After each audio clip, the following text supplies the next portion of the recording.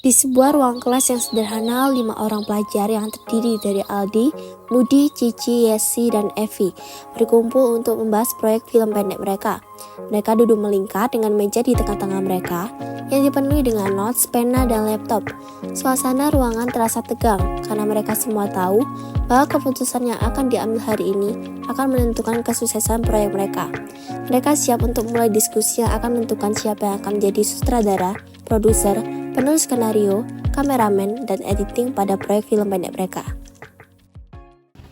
Nah, udah pada kumpul semua ya di sini. Aku mau ngomongin sesuatu nih.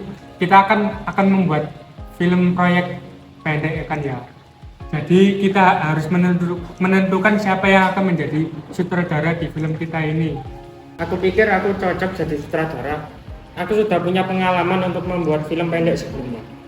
Tapi Bud, kayaknya aku lebih cocok dari sutradara, soalnya aku udah punya konsep yang jelas buat proyek film pendek kita.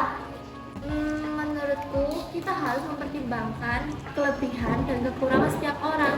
Ya memang, Budi memiliki pengalaman, tetapi Cici memiliki konsep yang jelas. Terus gimana? Benar sih kata Yesi, kayaknya kita perlu mempertimbangkan kelebihan dan kekurangan setiap orang. Gimana kalau kita bikin sistem voting saja, buat siapa yang bakalan jadi sutradaranya. Nah, ide bagus, Vi. Kita bisa membuat sistem voting dan menentukan siapa yang akan menjadi sutradara di film kita nanti. Setuju dengan Aldi. Kita bisa membuat sistem voting dan memutuskan siapa yang akan menjadi sutradara. Nah, aku juga setuju sih. Oke, aku kira kita sudah sepakat ya. Oke, jadi selanjutnya kita akan membuat sistem voting untuk memutuskan siapa yang akan menjadi sutradara.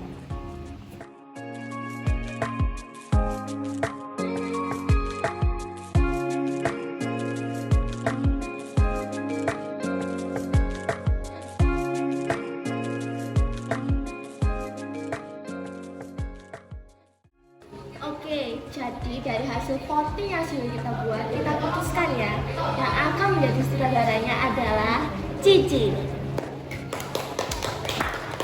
Nah, karena sutradaranya sudah ditentuin, sekarang kita bagi tugas ya buat siapa yang jadi produser, penulis skenario, kameramen, dan editingnya. Oke, jadi gimana kalau yang jadi produser itu Budi, penulis skenario itu Evi, editingnya Yesi, dan aku menjadi kameramennya. Kayaknya aku tidak setuju deh kalau jadi produser. Aku jadi penulis skenario-nya aja deh. Kalau gitu gimana, Vi? Apakah kamu mau bertukar sama Budi? Aku setuju aja sih. Kelompok pelajar tersebut berhasil mencapai kesepakatan tentang bagian tugas untuk proyek film pendek mereka. Setelah melakukan diskusi dan voting, Cici dipilih sebagai sutradara.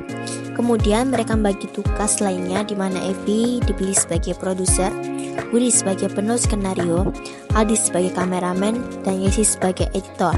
Proses negosiasi dan kompromi yang mereka lakukan memungkinkan mereka untuk mencapai kesepakatan yang memuaskan semua pihak. Dengan demikian, mereka siap untuk melanjutkan proyek film pendek mereka dengan pembagian tugas yang jelas dan efektif. Dari dialog ini merupakan contoh proses dari negosiasi, di mana anggota kelompok saling berdiskusi untuk menentukan pembagian tugas yang paling sesuai dengan kemampuan dan keinginan masing-masing. Proses ini menunjukkan bagaimana mereka berkompromi dan mencari solusi bersama agar proyek film pendek dapat berjalan dengan baik.